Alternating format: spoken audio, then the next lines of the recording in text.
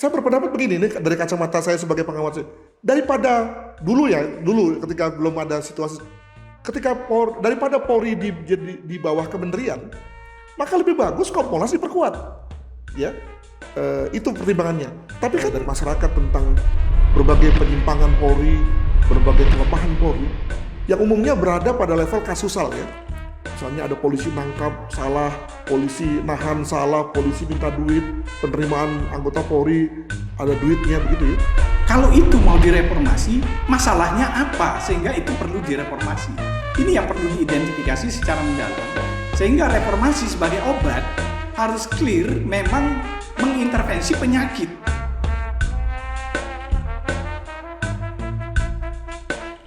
Salam pemirsa STIK Podcast. Kita bertemu lagi hari ini dengan satu isu yang saat ini sedang menarik di dunia kepolisian dan juga dalam perspektif masyarakat.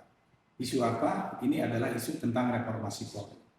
Ini adalah isu yang sampai hari ini masih terawat di banyak diskursus di berbagai tempat, karena ini adalah isu yang menarik.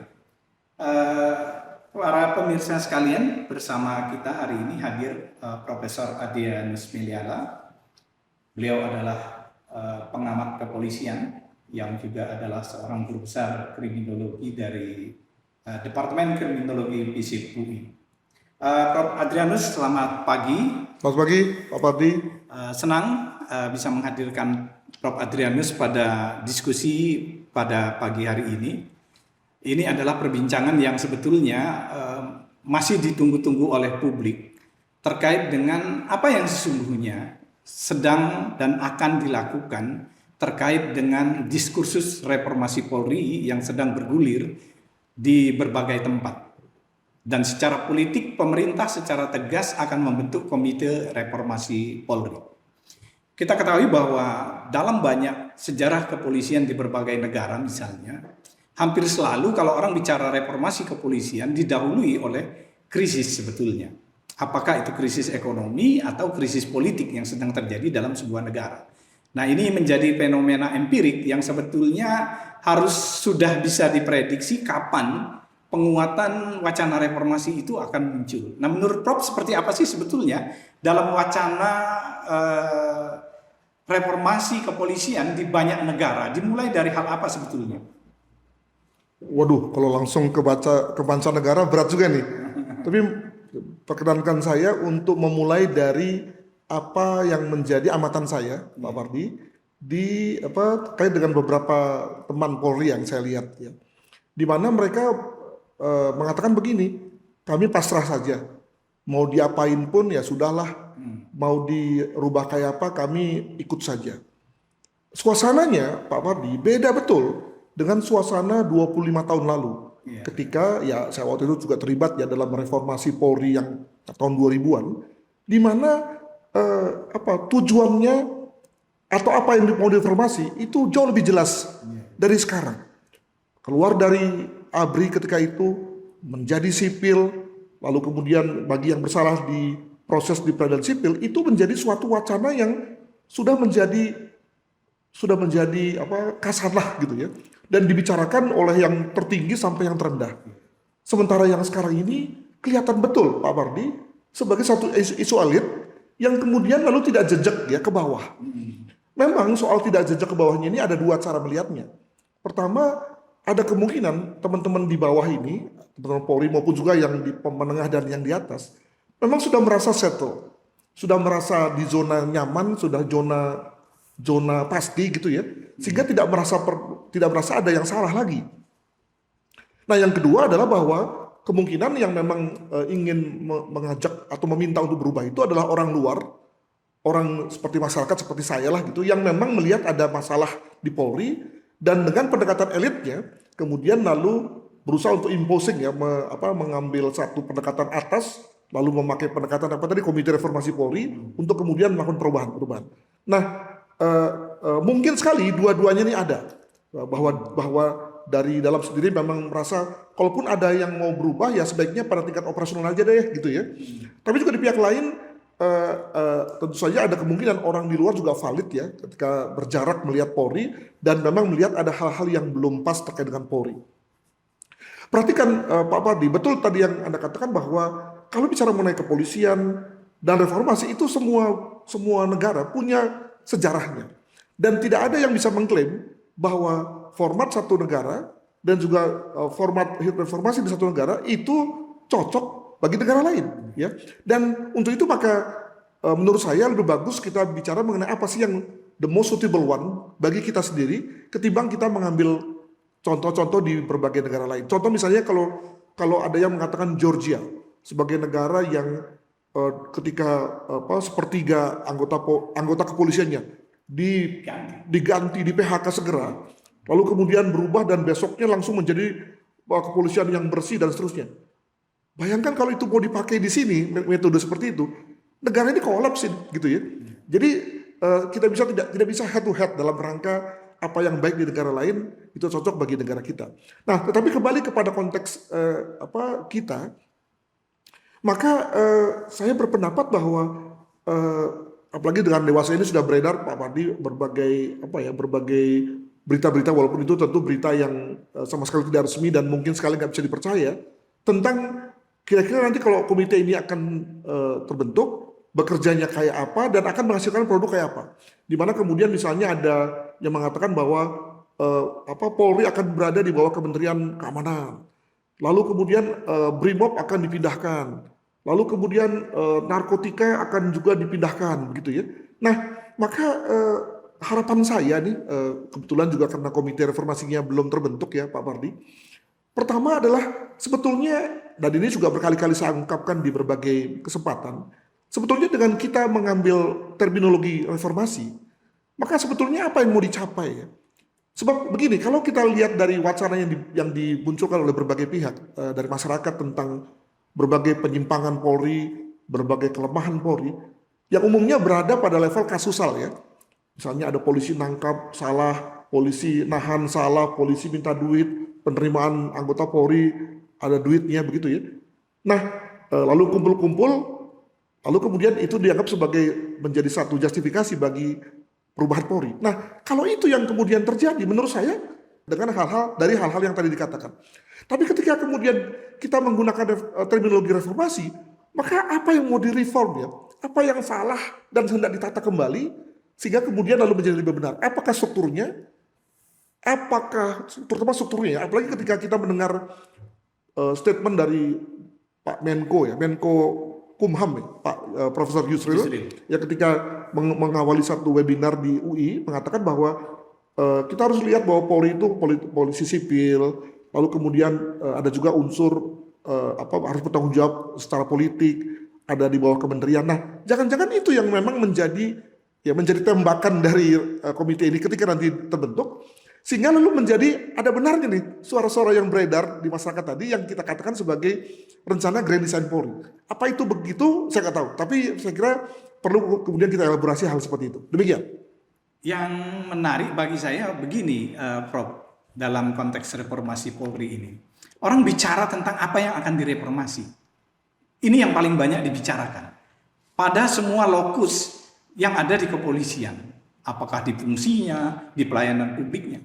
Tapi yang menjadi pertanyaan adalah, kalau itu mau direformasi, masalahnya apa sehingga itu perlu direformasi? Ini yang perlu diidentifikasi secara mendalam, sehingga reformasi sebagai obat harus clear memang mengintervensi penyakit. Gitu. Nah ini yang saya tidak clear melihat ini dalam banyak konteks gitu ya. Masyarakat menginginkan reformasi Polri, kemudian banyak elit ngomong tentang reformasi Polri, tapi tidak satu pun yang secara tegas menjelaskan bahwa ada persoalan pada bagian-bagian ini yang kemudian perlu diintervensi dengan obat reformasi. Nah, Prof melihatnya seperti apa fenomena? Dalam bahasa saya berpendapat ada 3 kemungkinan mengapa lalu reformasi perlu terjadi. Yang pertama adalah bahwa memang Polri bermasalah ya, dari berbagai aspek operasionalnya, dari berbagai aspek pelayanan publiknya bermasalah betul, sehingga kemudian memang perlu direformasi. Yang kedua adalah bahwa sebetulnya Polri to a certain extent sudah berkinerja dan reformasi ini diharapkan untuk meningkatkan kinerjanya. Jadi dengan good thinking lah ya, ide dengan satu niat baik kita beranggapan bahwa reformasi ini untuk meningkatkan sebetulnya performa yang hari ini sudah oke. Sebab bagaimanapun jangan dibilang pula bahwa Polri nggak ada sumbangannya bagi negara ini loh ya. Kalau kita lihat pada berbagai episode negara di mana kita terdampak COVID, apalagi ya berbagai problem berbangsa, Polri di depan tuh ya. Jadi jangan juga dibilang bahwa Polri nggak ada apa-apanya gitu ya. Maka Polri sudah berbuat dan diharapkan dengan reformasi ini memang bisa meningkat. Yang ketiga adalah sebetulnya reformasi ini bertujuan untuk mengubah konstelasi. Bertujuan untuk mencapai satu konstelasi politik baru yang diharapkan oleh pemerintah. Dengan kata lain ini murni politik gitu. Nah, mari kita mulai dari yang pertama. Bahwa Polri ada penyimpangan, ada permasalahan. Tadi saya katakan, umumnya orang berangkat dari pengalaman pribadinya. Dari pengetahuannya, dari kita pakai pendekatan induktif lah ya, dari sesuatu yang dia lihat, dia dengar, lalu kemudian dia generalisasikan ke atas. Oh iya memang tuh gitu ya. Masalahnya Pak Pardi, jangan lupa bahwa Polri ini sebagai satu lembaga pelayanan publik, di dalamnya ada 1.500 jabatan loh. Mulai dari TAUD ya, Yanma, macam-macam gitu ya. Sebetulnya ada 1.500 jabatan. Banyak sekali dengan aneka macam uraian tugasnya. Nah, sebetulnya berapa sih yang bermasalah gitu ya? Ya kita sebut saja ya tanpa lalu memojokkan ya. Paling-paling yang sering menjadi omongan adalah teman-teman yang berada di serse, itu pun serse tertentu ya. Demikian juga misalnya teman-teman yang berada di lantas, itu pun juga jauh berkurang dewasa ini. Ada juga yang sering dituding adalah teman-teman yang berada di SDM bagian penerimaan misalnya. Artinya sebetulnya mungkin hanya 10-20 jabatan saja yang sering menjadi yang menaik turunkan barometer tentang Polri gitu ya. Nah, pertanyaan saya adalah apakah adil ya? Sementara yang lain-lain semuanya oke. Nah, maka lalu dengan semangat yang nomor 2, maka jangan-jangan dengan reformasi ini, maka yang 20 ini pun juga mau diperbaiki sehingga tadi kinerja Polri, kontribusi Polri bagi bangsa negara makin meningkat ya. Entah itu melalui struktur yang baru dan seterusnya. Yang agak bahaya adalah yang ketiga, Pak Pardi, di mana sebetulnya reformasi ini lebih bertujuan untuk mengubah konstelasi tadi, konstelasi politik ya. Mengapa saya katakan politik? Saya tidak mengatakan bahwa Polri itu berpolitik, malah salah tuh kalau Polri berpolitik. Tapi juga harus dikatakan bahwa dengan size ya, dengan besaran Polri dewasa ini, maka mau nggak mau Polri itu dihitung ya, dihitung baik dalam konteks perpolitikan formal maupun juga perpolitikan dalam dunia hukum ya. Gestur Polri itu ya seperti halnya kapal induk ya, nggak usah bergerak pun juga bisa membuat lalu kapal-kapal kecil di sebelahnya itu jungkir balik semua begitu ya. Nah, maka kemungkinan ada pihak yang berpendapat bahwa itu tidak tepat format itu dalam konstelasi yang sekarang. Maka mungkin Polri akan dijadikan sebagai mungkin bukan lagi kapal induk tapi fregat-fregat gitu ya, yang lebih kecil tapi lebih gesit, agile dalam rangka untuk meng-counter satu masalah misalnya. Nah, jangan lupa bahwa dengan situasi itu tentu akan ada drawback ya, ada benefit, ada kerugian, ada keuntungan. Tentu betul bahwa mengubah format Polri dari yang tadinya kapal besar mirip dengan gajah ini, itu juga ada bagusnya. Dalam arti apa? Sebagaimana layaknya satu kapal induk, itu bergerak kan susah kan? Tidak bisa merapat ke semua pelabuhan, ya, tidak bisa juga bergerak terlalu cepat. Kenapa? Karena sudah terlalu besar. Bayangkan dengan satuan kerja segini banyak, satuan fungsi demikian banyak, satuan wilayah yang sudah ribuan, maka apapun memang untungnya karena Polri sentralistik ya, itu lalu lebih terbantu. Apapun kata Kapolri dapat dengan mudah terjawantah ke bawah. Tapi kalau kita bisa menaik pesan-pesan perubahan, komitmen perubahan, demikian juga mengukur perubahan, wah repot sekali tuh. Kalau Polri seperti sekarang, maka mungkin ada benarnya untuk kemudian melihat Polri yang lebih agile. Tapi juga harus kita lihat juga pada kemungkinan yang lain, bahwa ketika Polri besar, itu juga ada konteks membuat lalu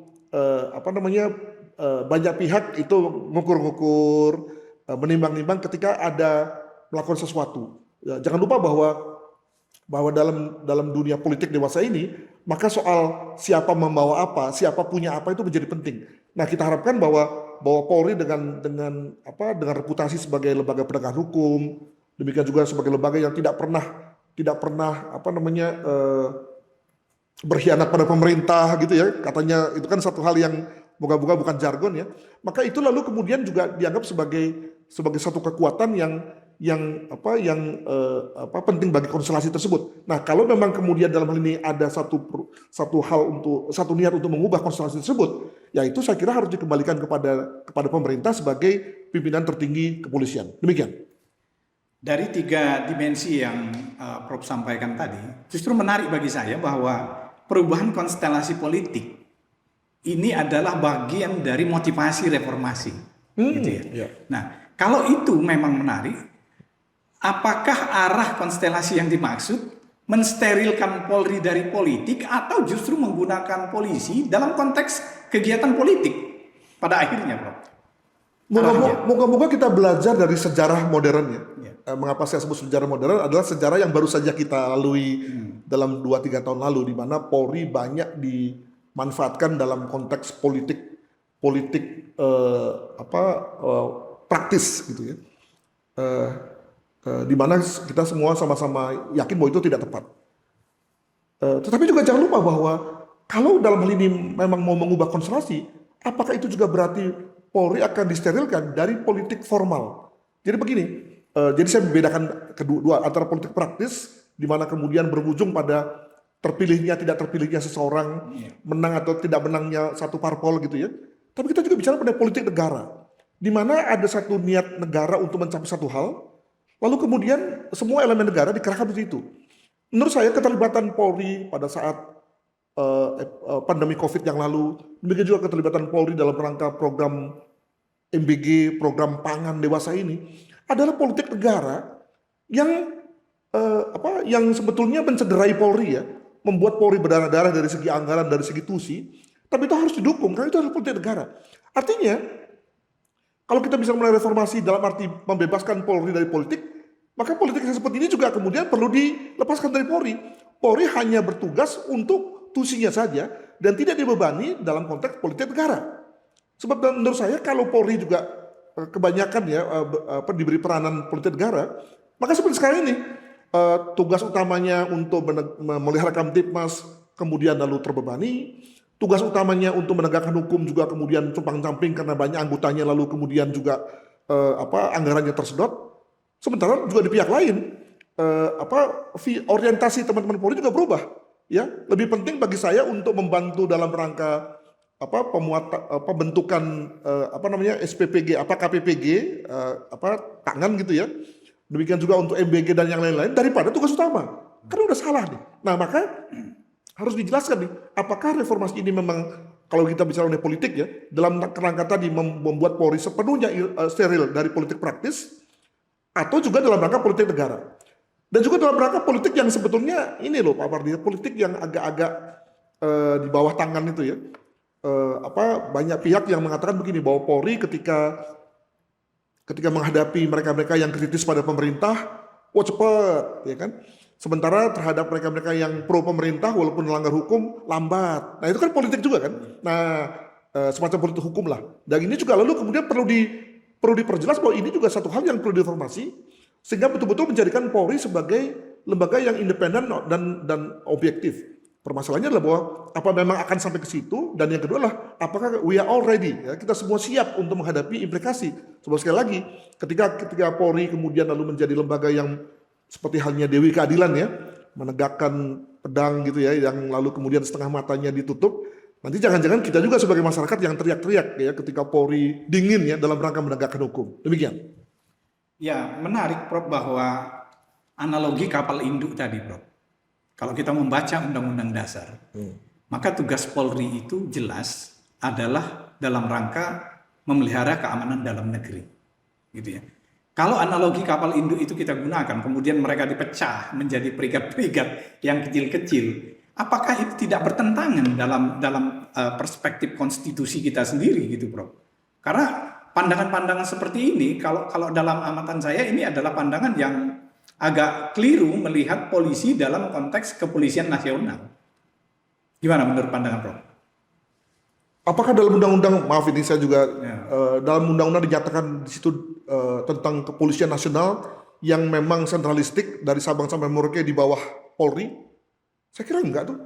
Yang ada adalah bahwa ada namanya kepolisian nasional. Soal kemudian lalu ejawantahnya adalah apa namanya seperti sekarang, atau misalnya Polri, saya bayangkan ya, Polri Brimob, Polri Sabara, Polri Serse misalnya begitu, itu juga masih mungkin ya. Jadi dengan kata lain lebih bersifat polisi yang bersifat sektoral dalam arti yang bagus ya, bukan dalam arti negatif, atau polisi khusus lah begitu. Nah, tapi jangan lupa dua hal nih. Yang pertama adalah kalau kita memang bersepakat ya, kalau memang negara vis-a-vis Komite Reformasi ini bersepakat untuk menjadikan Polri yang lebih agile dalam bentuk tadi ya, fregat-fregat tadi gitu ya, agar lebih taktis ya, ligat dalam rangka memecahkan masalah ketimbang harus setiap kali berurusan dengan format yang besar. Ada dua hal yang perlu dipertimbangkan, Pak Pardi. Pertama adalah bahwa Polri ini adalah organisasi tua, 80 tahun lah kurang lebih gitu ya, dengan segala macam dinamikanya. Ada semangat di situ, ada mitos ya, ada juga riwayat yang penuh keringat dan darah juga gitu.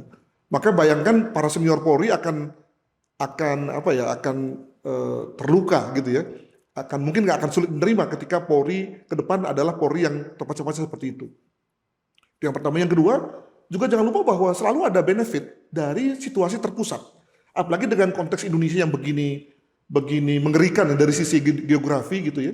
Maka perintah dari Jakarta, CQ Mabes Polri itu lalu kemudian diterjemahkan secara sama dalam waktu yang sama kepada semua elemen di Polri. Nah, ketika kemudian Polri-nya dipecah-pecah sehingga dengan kata lain tidak berada pada satu kontrol, satu kendali, maka ya artinya akan ada kemungkinan distorsi, ada kemungkinan diskrepansi dari segi kebijakan, lalu kemudian juga ada konteks loopholes dari segi kebijakan. Alhasil jangan-jangan, nah pada ujung sana masyarakat sebagai penerima layanan lah yang kemudian dikorbankan. Ya, ketidakpastian hukum terjadi, demikian juga adanya penyimpangan, kontradiksi dan seterusnya terjadi, sehingga lalu menjadi penting bagi semua teman-teman yang berada di komite untuk tidak hanya memikirkan dari sisi pemerintahnya, tapi juga dari sisi penerima layanannya.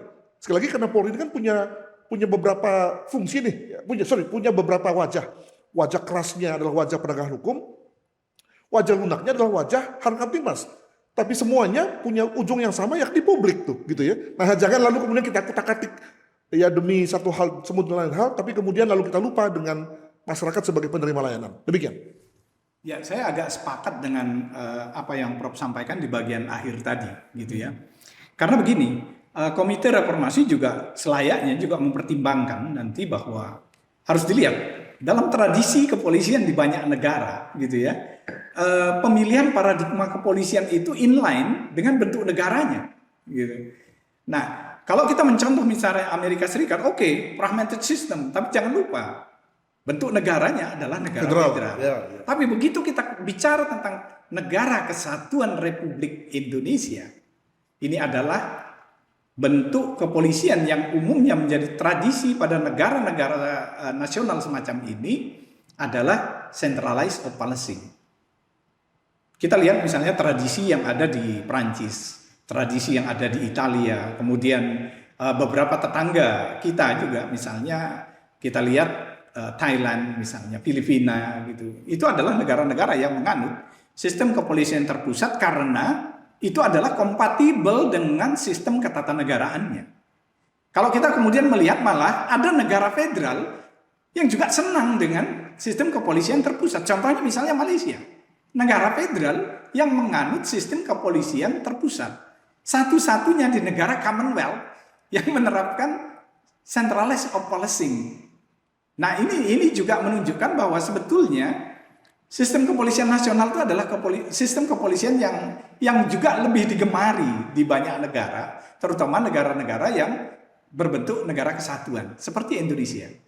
Maka keuntungan misalnya dari kepolisian yang bersifat nasional tadi, dia bisa dikendalikan dari satu komando. Markas besar memiliki kendali langsung ke bawah, sehingga kontrol terhadap perilaku anggota di bawah sepenuhnya bisa dikendalikan oleh markas besar. Keuntungannya itu. Tapi fragile-nya adalah kalau kita bicara tentang tadi yang ketiga tadi, Prof. konstelasi politik ini memiliki tingkat kerentanan yang tinggi untuk dipolitisasi. Bagaimana, Pak? Ya apalagi kalau bukan setuju gitu ya.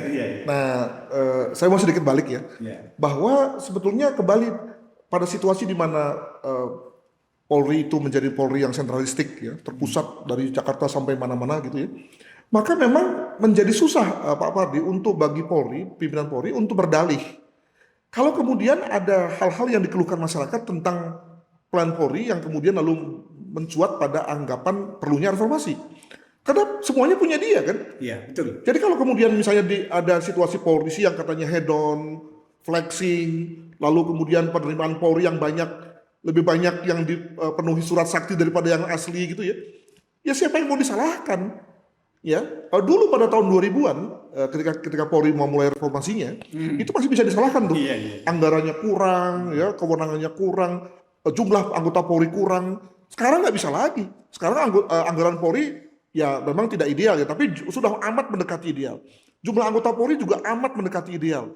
Dari segi kewenangan juga begitu. Sehingga kalau kemudian ada masalah atau ada kekurangan, saya kira memang tudingan itu diarahkan pada pimpinan Polri. Itu yang pertama. Yang kedua juga jangan lupa bahwa terkait dengan konteks polisi nasional ini, Pak Pardi, dia memang punya dan ini memang satu problema reformasi, satu problema birokrasi nih, ya. Makanya kemudian birokrasi Indonesia ini berbagai kementerian lembaga itu memang senang dengan format besar, gitu ya. Makanya lalu kalau dibicara mengenai reformasi harusnya bukan Polri aja nih, gitu ya. Karena sebetulnya semua lembaga ingin besar, ingin gede. Kenapa? Karena dengan gede begitu dia bisa mengambil remah-remahnya, gitu ya. Ada saja remah-remah yang kemudian tersisa untuk kemudian dipakai untuk yang lain-lain. Nah, Polri juga begitu, gitu ya. Tapi juga jangan lupa bahwa remah-remahnya ini, ya memang ini ada dua nih tembakan ini. Pertama lalu kemudian mengarah pada normalisasi korupsi. Yang kedua, seringkali juga dipakai untuk mengcover hal-hal yang tidak dibiayai oleh indeks APBN. Ya, apalagi dalam dunia penegakan hukum nih, banyak sekali hal-hal yang kemudian lalu harus dicarikan sumber dananya oleh teman-teman Polri sendiri agar kemudian kasus bisa jalan. Contoh yang paling gampang adalah pada kita ini Pak Pardi sebagai ahli saat diundang oleh Polri, oleh jaksa atau oleh hakim menjadi ahli, umumnya nggak ada dananya nih, gitu ya. Masa kita sebagai ahli datang ke pengadilan atau ke kantor polisi naik Gojek gitu ya? Naik naik mobil sewaan itu lalu kemudian nggak ada sama sekali uang transportnya. Nah, ini kan perlu ada dukungan dana dan kelihatannya dari situ lalu kemudian Polri bisa mengadakan satu kegiatan gitu ya. Jadi dengan kata lain sebetulnya bagi teman-teman yang merupakan praktisi birokrasi, maka soal besar ini menjadi tidak terlalu oke gitu ya, tidak masalah sepanjang kemudian ada persoalan, ada hal yang baik terkait dengan tata kelola, di mana kemudian transparansi dikedepankan, akuntabilitas, efisiensi dan efektivitas dikedepankan. Sepanjang itu oke, maka besar tidak menjadi masalah. Nah, itu yang kemudian lalu menjadi call kita juga. Apakah Polri dalam hal ini sudah menjadi lembaga yang bersih ya, masuk pada WBK, WBBM sebagaimana permintaan dari Kemenpan RB. Nah, tetapi jangan lupa bahwa ketika isunya sudah masuk dalam isu politik, nah kesan saya adalah bahwa sedemikian banyaknya Satker atau Satwil Polri sudah menjadi WBK, WBBM, sudah dapat award sana sini gitu ya. Tapi ketika ketika politik sudah mulai ingin mengadakan perubahan, ya rasanya kita memang tidak bisa menahan. Namun harapan kita sebagai pemerhati adalah bahwa janganlah misalnya reformasi ini menjadi terlalu jauh ya, tanpa melihat pada aspek kesejarahan, aspek juga perbandingan negara lain, demikian juga aspek pada layanannya, ya layanan publiknya. Dan kalau karena dalam hal ini juga setengah anggota Polri ini bertugas sebagai gakum gitu ya, maka juga ada soal-soal asas hukum ya yang perlu ditegakkan, di mana Polri melakukan fungsi adjudikasi sebenarnya, fungsi judikatif ya, di mana dia harus objektif, harus juga transparan, dan di pihak lain juga kemudian lalu perlu kepastian dalam langkah proses hukumnya, begitu. Besar tidak jadi masalah, ini poin penting, Prof. Tapi besar ini akan jadi masalah kalau mekanisme pengawasan tidak kuat. Ini jadi isu serius sebetulnya. Nah, jangan-jangan bahwa ide reformasi yang kemudian berkembang hari ini sebetulnya kalau kita breakdown dari banyak pendapat itu adalah lemahnya mekanisme pengawasan. Karena organisasi yang besar yang kemudian memiliki kendali sampai ke titik paling ujung seharusnya ditopang oleh sistem pengawasan yang sangat ajak. Gitu. Jangan-jangan kalau ada penyimpangan, orang akan berkata bahwa ada masalah dalam sistem pengawasan. Menurut Prof bagaimana dengan sistem pengawasan yang sudah dikembangkan di organisasi Polri hari ini? Ya, jadi kalau kembali melihat pada pengalaman 25 tahun lalu ya, itu juga sesuatu hal yang paling nggak bagi saya memang belum selesai. Ya, jadi saya berpendapat bahwa mestinya ada dua jenis pengawasan. Pertama pengawasan eksternal, yang kedua adalah pengawasan internal. Dalam arti bahwa oke lah orang eksternal tapi kemudian di built in ke dalam, atau pengawasan dari dalam, kegiatan di dalam kemudian dipindahkan keluar. Nah, tetapi toh dalam hal ini dua-duanya nggak jalan, dan dalam hal ini maka nampaknya atau paling tidak suasana ketika itu ya sudah kita serahkan pada Polri lah, ya, agar kemudian lalu Polri menemukan formatnya. Sehingga kalau kemudian itu lalu digugat dewasa ini, maka nampaknya ya memang sudah waktunya untuk dikritik sih gitu ya. Nah, dulu misalnya pernah ada pendapat begini, nggak tahu sekarang apakah berkembang atau tidak. Fungsi SRENA, fungsi perencanaan anggaran Polri itu pindah keluar, pindah kemana? Ke Kompolnas. Jadi Kompolnas itu bukan hanya menjadi lembaga advisory yang bersifat eksternal, tapi juga menjadi otaknya Polri. Maka dengan begitu, nah ini kan ada semacam guyonan nih Pak Pari, yakni bahwa Kapolri itu adalah orang atau pihak yang menjadi pemikir, lalu kemudian eksekutor, lalu kemudian evaluator, dan ujung-ujungnya adjudikator. Ya ketika ada masalah dia, maka bayangkan ya di mana orang nggak mau berebut dari Kapolri begitu ya. Nah, fungsi perencanaan ini yang kemudian kita pindahkan keluar, yakni kepada Kompolnas, ya, sehingga lalu kemudian Polri praktis menjadi pelaksana saja, eksekutor dan lalu ujung-ujungnya evaluator dan kemudian adjudikator, dan untuk itu kemudian lalu Kompolnas menjadi perancangnya, sehingga minimal konsep tata kelola itu sudah berjalan. Prinsip tata kelola mengatakan bahwa seyogianya pihak yang merancang beda dengan yang melaksanakan, beda dengan yang mengevaluasi. Agar dengan begitu lalu kemudian situasi kontrol terjadi. Coba bayangkan kalau saya yang merancang, saya yang melaksanakan, saya pula yang mengevaluasi, ya enak saya dong gitu ya. Nah, sekarang ketika konsep Kompolnas sebagai perancang itu tidak diterima oleh kepolisian, maka nampaknya, nah ini dia nih, makanya menurut saya Komite Reformasi sekarang akan mencoba menjejalkan itu melalui konsep Kementerian Keamanan atau Kementerian Kepolisian, di mana kementerian itulah yang akan menjadi fungsi perencana anggaran itu, fungsi RENA itu, dan lalu kemudian di bawahnya ada Polri yang akan menjadi pelaksana. Dengan kata lain pula lalu ada situasi simetris Pak Pardi dengan tentara, dengan Kementerian Pertahanan dan TNI-nya. Sebab bayangkan dulu itu pertanyaan dari terutama teman-teman TNI ya. Lah kami yang tentara saja itu tunduk pada otoritas sipil di bawah Kementerian Pertahanan. Lah Polri yang ngakunya sipil kok nggak mau tunduk pada otoritas sipil, yakni Menteri Kepolisian kayak atau Menteri Keamanan kayak gitu ya. Nah lalu ketika itu saya ingat bahwa Polri berkelit macam-macam, kita terima saja. Nah maka ketika sekarang ada sekali lagi ya ada indikasi bahwa salah satu desain yang akan diberikan kepada Polri adalah kementerian tadi, maka ya kita perlu untuk mempersiapkan diri begitu ya. Jangan pula menerimanya dengan pendekatan resisten atau pendekatan ya sudah lalu nanti kita ganjel aja. Saya kira nggak boleh begitu. Kita persiapkan diri mana hal-hal yang memang mendekati itu dalam rangka pelaksanaannya, mana yang kurang, agar kemudian konsep pemerintah itu dapat kemudian lalu berjalan, sekali lagi tanpa mengorbankan publik sebagai penerima manfaat.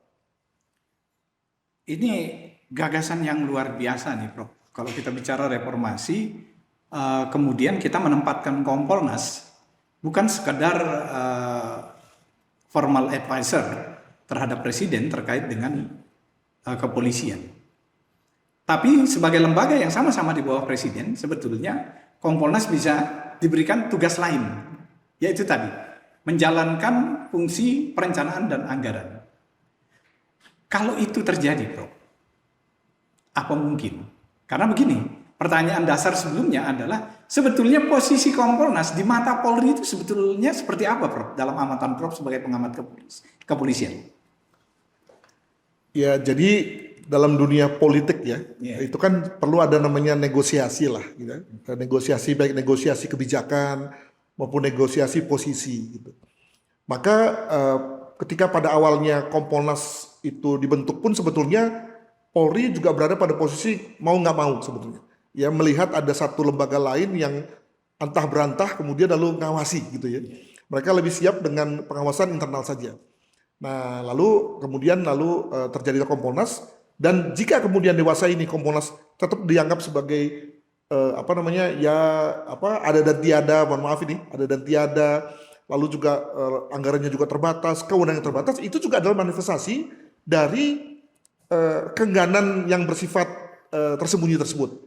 Nah, tetapi jangan lupa bahwa dalam dunia politik di mana perlu negosiasi, maka saya berpendapat begini, ini dari kacamata saya sebagai pengawas, daripada dulu ketika belum ada situasi, daripada Polri di bawah kementerian, maka lebih bagus Kompolnas diperkuat, ya, itu pertimbangannya. Tapi kan dalam hal ini Polri nggak mau memperkuat Kompolnas dan juga tidak mau di bawah kementerian. Dalam dunia politik nggak mungkin kita menang semua, Pak Pardi.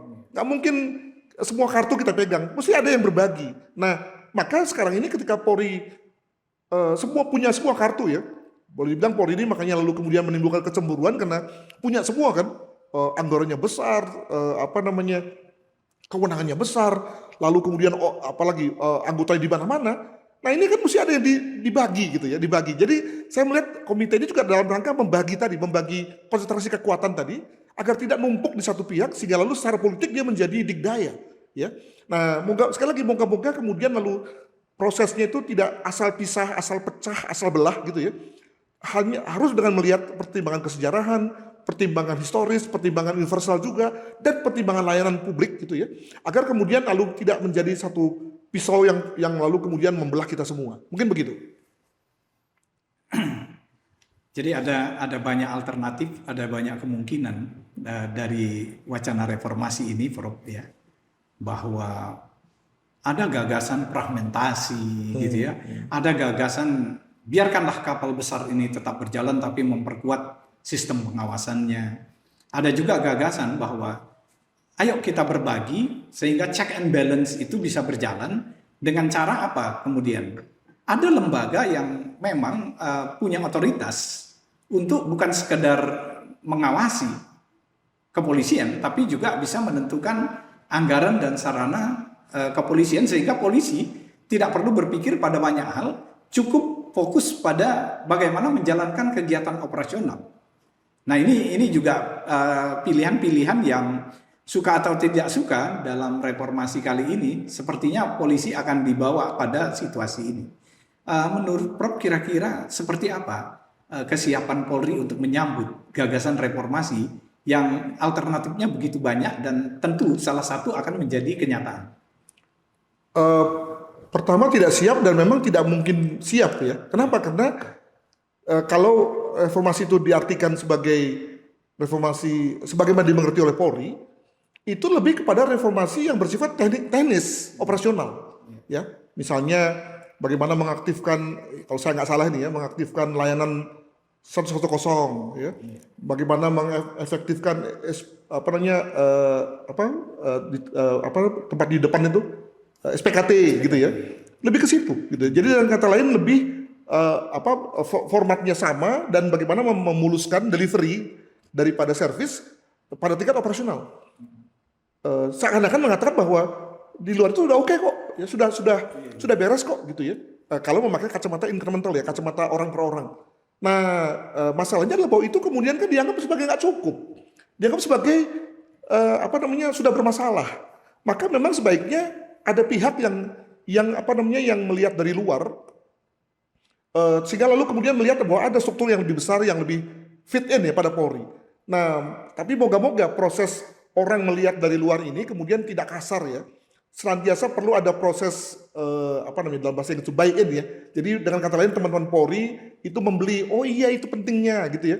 Oh iya memang cocok kami begitu, sehingga kemudian lalu bisa dengan senang hati melaksanakannya, menerimanya sebagai satu keputusan politik yang kemudian dilaksanakan. Mengapa? Karena kalau kita pakai pendekatan Friedman itu kan yang namanya hukum itu kan 3 ya, lembaga hukum, substansi seperti ketentuan, tapi juga ada orang kan. Nah kalau orang ini nggak semangat, ya orientasinya juga nggak jelas, bahkan mungkin juga menggergaji, maka soal substansi menjadi bermasalah tuh. Kelembagaan juga menjadi bermasalah. Nah maka dengan kata lain, pada titik tertentu saya sepakat dengan perkataan Pak Kapolri pada satu podcast ya, mengatakan bahwa bukan soal komitenya, tapi soal orangnya nih. Semangat gak dengan reformasi tersebut? Dengan kata lain, teman-teman ini bisa menerima kalau kemudian misalnya mereka ditempatkan di mana, lalu kemudian ada satuan kerja yang dipotong dan seterusnya, ada logikanya, ada reasoningnya, ketimbang sekedar satu keputusan politik yang entah berantah ya, nggak dimengerti, tiba-tiba kemudian dipotong hanya demi konstelasi. Nah, menurut saya ini penting untuk dicamkan oleh kita semua, begitu. Mungkin Prof bisa memberikan sedikit pencerahan ya kepada para pemirsa. Ini satu hal yang mungkin menjadi pertanyaan banyak orang, Prof. Ini Prof bisa memberikan gambaran, insight dari kepolisian. Sebetulnya seberapa sadar kepolisian terkait dengan apa sih sebetulnya yang perlu direformasi? Karena apa? Karena yang jadi persoalan adalah publik menuntut reformasi, sementara di kepolisian jangan-jangan merasa sudah melakukan segala sesuatunya dengan baik. Insight-nya seperti apa, Prof? Sebetulnya di dalam tubuh kepolisian. Jadi kalau kita kembali pada tiga dimensi reformasi ya, yang merupakan esensi reformasi Polri tahun 2000-an, itu menurut saya terlalu cepat loh. Polri ketika mengatakan bahwa reformasi struktural sudah selesai dengan keluarnya Polri dari ABRI, ya. Lalu kemudian dilengkapi dengan beberapa perangkat ya, termasuk juga lahirnya Kompolnas gitu ya. Terlalu cepat. Kenapa? Karena tadi pertanyaan yang tadi saya katakan, di mana akuntabilitas politiknya gitu. Kehadiran Kapolri di dalam kabinet itu menandakan apa? Karena pada dirinya ada dua fungsi itu, fungsi penyandang manajer Halkamtibmas dan manajer Gakum tuh. Dan sebagai manajer Gakum dia harus gitu kan. Nah, hal itu kan kemudian berhenti selesai. Untuk kemudian tidak kita bicarakan, dan moga-moga Polri membicarakan, tapi kan nggak pernah dibicarakan kan, karena dianggap sebagai sudah selesai. Sehingga sekarang diungkit gitu, terutama oleh Prof Yusril dalam sambutannya, sehingga lalu kita berpikir bahwa nampaknya ini nih yang akan menjadi arah daripada komite ini ketika nanti bekerja dan membuat satu rekomendasi kepada Bapak Presiden, kan begitu. Nah, itu yang pertama. Yang kedua adalah reformasi instrumental. Ini juga sebetulnya jauh dari selesai. Kenapa? Karena Polri mengatakan bahwa dengan kami mengubah semua perangkat lunak agar kemudian tunduk pada sesuatu yang terkait dengan misalnya penghargaan pada HAM gitu ya, maka udah selesai. Jangan lupa bahwa sebetulnya banyak sekali parameter-parameter yang kita perlu jadikan benchmarking dalam rangka good policing ya. Tidak cukup lagi hanya sekedar tunduk pada HAM ya, tunduk pada konvensi-konvensi PBB. Sebagai contoh misalnya sekarang kita bicara mengenai green policing, pemolisian hijau. Bagaimana kita perlu juga turut serta dalam rangka konservasi macam-macam ya, yang tertuang apa enggak nih pada berbagai macam perkap dan juklak dan juris Polri. Yang paling kacau yang ketiga, yang kita sebut sebagai budaya kepolisian. Nah, jadi kalau yang pertama kedua masih lumayan tuh, ada statementnya, ada progresnya. Pada yang ketiga ini nggak terpelihara nih, ya. Sehingga lalu kemudian misconduct itu kemudian terjadi, betapapun pada tingkat kasusal ya, yang lalu kemudian orang langsung generalisasikan. Nah itu tapi juga pada pihak yang lain orang bilang bahwa ya karena setting besarnya nggak berubah sih, makanya kemudian lalu muncul kasus-kasus seperti itu. Sehingga menurut saya sudah cukup waktunya bagi Polri untuk ya sudah, Anda tidak berbuat ya sekarang diambil alih oleh pihak luar gitu ya, melalui komite internal Polri maupun komite dari reformasi Polri. Tapi sekali lagi, nah ini tidak bosan-bosannya saya selalu tekankan adalah bahwa walaupun sekarang ini magnitude-nya diambil oleh pihak luar, tapi jangan lalu kemudian pihak luar itu hanya main sendiri. Tetap harus jejak ya dengan kembali pada konstituennya, yakni pihak Polri sebagai pelaksana kepolisiannya, demikian juga bertanya kepada dunia kampus, dunia masyarakat sipil, sebab mereka lah yang akan menjadi penerima layanan. Sebab nggak benar juga kalau kemudian lalu komite ini lalu membuat aneka macam ide-ide ya asal berubah saja gitu ya.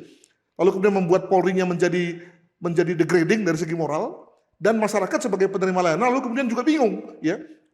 Kok ada macam-macam Polri ya? Dulu kita ingat ada satu Polri warnanya coklat dan semuanya itu dari berpusat ke Jakarta, sekarang kok macam-macam misalnya begitu ya. Nah, itu juga satu hal yang perlu sekali dihitung oleh pemikir dalam hal ini, oleh Komite Reformasi, agar tidak menambah riuhnya ya perpolitikan di Indonesia dewasa ini. Ini terakhir, Prof. Dalam diskusi ini ada satu hal yang menarik, adalah satu kesimpulan yang saya harapkan bisa dideklar oleh Prof dalam forum ini. Sebetulnya reformasi yang akan berjalan ini, dia sifatnya diskontinuitas terhadap reformasi sebelumnya atau akan menjadi kontinuitas dari reformasi sebelumnya? Ya, karena kita mengambil terminologi reformasi. Jadi begini, jangan kita main asal ambil terminologi gitu. Yeah. Karena kalau kita ambil terminologi revolusi, maka selain prosesnya cepat, yang kedua adalah juga memang bertendensi discontinue. Nah, kalau kita mengambil terminologi transformasi, maka selain daripada prosesnya amat lambat, kita juga berkecenderungan membuat satu hal yang baru, installing ya dari bawah gitu ya, kita nurturing sampai gede. Nah, dengan kita mengambil terminologi reformasi, maka prosesnya moderat ya, dan juga berkecenderungan untuk carry on, continue. Yeah. Nah, untuk itu maka berbagai modalitas yang sudah kita capai atau Polri ya sudah capai sejauh ini, janganlah kemudian didegradasi menjadi kembali nol lagi gitu ya. Yeah. Contoh misalnya soal bahwa Polri punya dua sayap ya, sayap preventif, sayap represif gitu ya. Itu adalah sesuatu hal yang memang sudah diakui oleh teori lah gitu ya. Nah, maka perlu ada semacam justifikasi teoritik yang amat kuat kalau misalnya ke depan Komite Reformasi ini lalu memutuskan untuk bahwa Polri itu hanya mengurusi yang prevensi saja gitu ya, atau mengurusi represi saja, atau ada Polri 1, Polri 2, Polri A, Polri B gitu ya, atau semuanya di bawah Kementerian Pertahanan, Kementerian Keamanan, yang lalu kemudian membagi Kapolri menjadi aneka macam cara bisa dilakukan. Tapi sekali lagi seyogianya itu continue ya dengan semua yang sudah kita capai dewasa ini, agar apa-apa yang kita capai itu tidak kemudian lalu menjadi seperti tidak ada gunanya. Demikian. Baik, terima kasih Prof. Adrianus atas tanggapan-tanggapannya terkait dengan wacana reformasi yang sedang dan akan bergulir pada masa ini. Kita berharap reformasi ini adalah akan menempatkan polisi menjadi polisi terbaik, baik bagi masyarakat maupun bagi kepentingan negara. Kita berharap jalan tengah yang nanti akan dipilih dalam rangka memposisikan polisi sebagai polisi sipil ini adalah jalan tengah yang memang baik untuk semua, baik untuk masyarakat, baik untuk negara, dan tentu baik untuk kepolisian itu sendiri. Demikian bincang-bincang kita pada pagi hari ini. Terima kasih rekan-rekan pemirsa STIK Podcast. Kita ketemu di